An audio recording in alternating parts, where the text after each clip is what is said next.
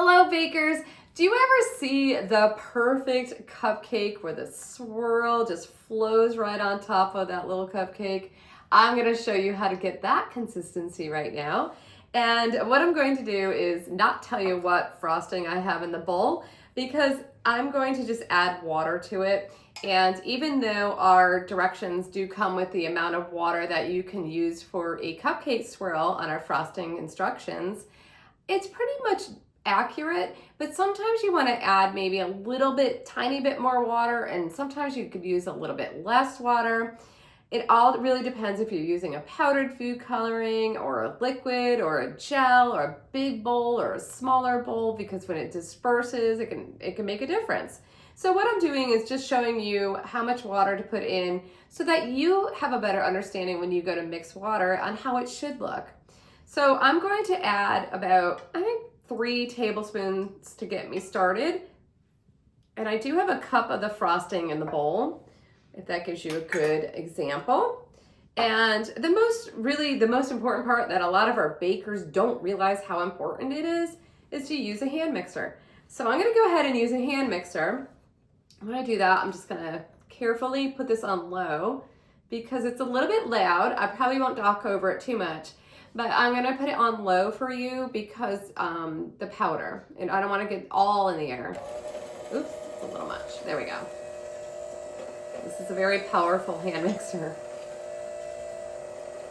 And then I'm going to just keep the hand mixer going and let it form the frosting all on its own. And you can see it forming, which is really cool. So it basically needs to form on its own. That's really the whole trick behind it. And I think 3 tablespoons can be perfect.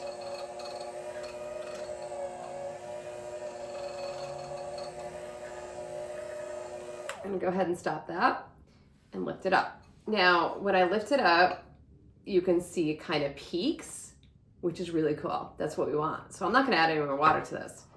I'm going to carefully, this is another little trick to get it off the blenders, the little beaters. I'm gonna be careful. Usually I use a deeper bowl for this. Could make a huge mess.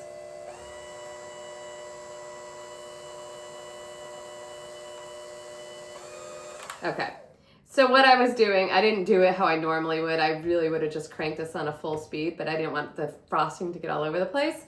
That's how an easy way to get it off your beaters. I'm just gonna kind of scrape this off a little bit. Now what I'm gonna do is show you how to, in case you don't already know, I'm going to show you how to do a tip in the icing bag or frosting bag. And then I'm gonna use, I don't normally use this size tip, but I'm just gonna use it for this demonstration. Because I don't have a cupcake with me, so I'm using that, and I'm just going to show you on a plate, just so you can see how it stands up on its own. So this bag is not what we call a tipless bag. This is a normal plastic piping bag, and I'm using this one because it's a stronger bag than the bags that they call tipless.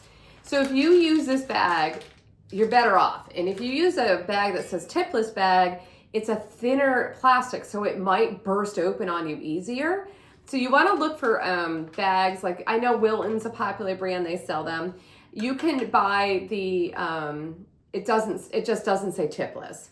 And then what you do is I put the whole metal tip right in there, and I'll show you over the bowl. And then I'm going to carefully, let me move the bowl. I'm going to carefully snip this right off. And I know I'm going to do it more, but I'm going to push back the metal tip a little bit. And then I'm going to snip off a little bit more, but not too much. You'll see what I mean. I just want to make it so that the tip can poke through the bag without falling directly through the bag. You'll see what I mean. It's better, it's more visual than it is for me to explain it to you. So what I did was, I have this snug in here, okay? And you can see the tip of it comes out. There's no plastic covering the not shards, but the points of the decorating tip itself, because you don't want the plastic to cover any of those because it'll mess up your design. Now what I'm gonna do, so that's pretty easy, is I'm gonna take my cup, I'm gonna move this aside. I'm gonna take my cup and put this in there. And that's gonna be my third hand to help me hold it open so that I can just scrape my frosting right in there. All right, I'm gonna put that around the cup. You can tell it's a thicker bag because I'm struggling to put it around the cup. It's a good thing though. Okay, so I'm gonna go ahead and remember this is a thicker product. And I'm also gonna leave a little bit in the bowl because in my next video, I'm gonna show you a good consistency to use to frost a cake. Because when you do that, you want it a little thinner. You don't want it this thick. But I'll show you that in the next video. So I'm gonna leave some of this in the bowl and I'll put it aside. We'll save that for our next little tip video. I'm gonna take this right out like we always do. Shake it around a little. This is a lot thicker, but you know what? We don't have to worry about air bubbles with frosting, so that's nice. Not when it's this thick. And I'm gonna turn it like we do with everything else. But this time I'm gonna grab a paper plate. We're gonna pretend that's my cupcake. And I'm gonna go ahead and just squeeze it out and then turn it. So I'm trying to get it so you guys can see the design. I think you can see that. So if I was gonna do a cupcake, I would have picked a different tip and I would have just done a huge, like not huge, but on top of the cupcake, I would have went in a swirl like this and then open, you know, like ended it. But I just want to let you know, these are like little Hershey Kisses. And if you can see it, you can see the design right in it.